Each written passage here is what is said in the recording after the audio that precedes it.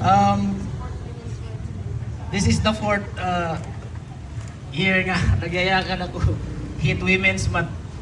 Nagproblema ako kanina, ano ba? Bagat naubos naman tanan ni Takiyayari.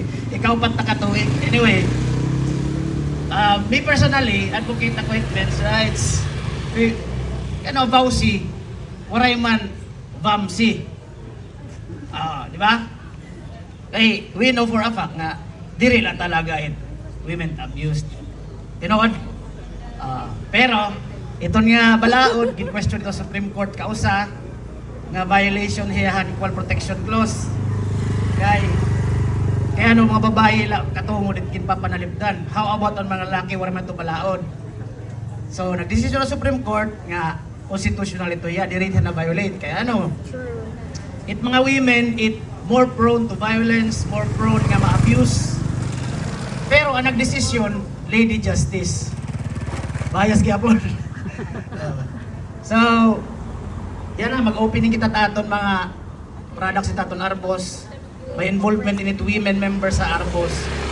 Dakot era, role ito nila, pagpalambuhit pang Arbo. Me personally, before I became a lawyer din hadar, naging Arbuan ako for 4 years. Dire ko yung alimtan na nakon mga experience dito. May dako mga Arbo nga, hiya ko nagpa-register ha SEC, nag-CDA na hira, yan na, nabulig na hira, may gamulhin mga kuan. Trade fair.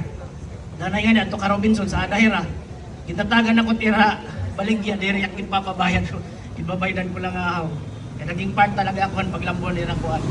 Nakita ko rule it women, ito nila. Hindi ka nagsignal it pag-farm, lalaki la.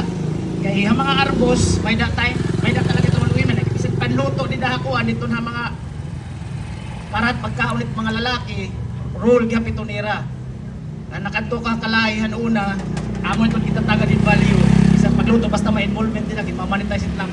Para makita nga talaga at mga babae may role din dahil mga organization. So before I end, maram ka mo hit one, Forever 21 na brand. Yes. Hit one. Di ba kaurugan babae, amo itong favorite ka na, Forever 21. Yes. Maram ka mo kay ano nga, Forever 21 itawag ito nga brand. Kaya ano? Forever girl. Okay. Forever Kung boy. nagsashopping it mga asawa at mga babae, itira mga English ngayon, mga asawa, adi gawas naghuhulat forever. Morning. Thank you.